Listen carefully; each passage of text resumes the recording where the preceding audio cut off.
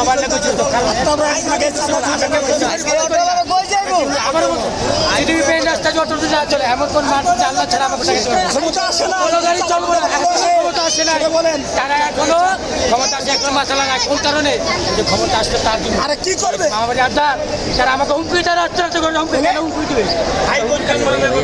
এই ছাত্র আন্দোলনে ভাই আমরা ছিলাম ভাই ছাত্ররা আজকে আমাদের শ্রমিক উপর অত্যাচার করে রিস্কার উপর অত্যাচার করে আমরা নিম্ন মানুষ ভাই আমরা কোথায় যাবো আমাদের যদি প্যানেল ছিলেন ভাই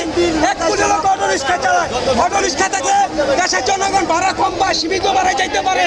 আগের মতো টাকা জনগণ কামাইতে পারে না আমরা এত কষ্ট করতে পারি না ইনশাআল্লাহ আমাদের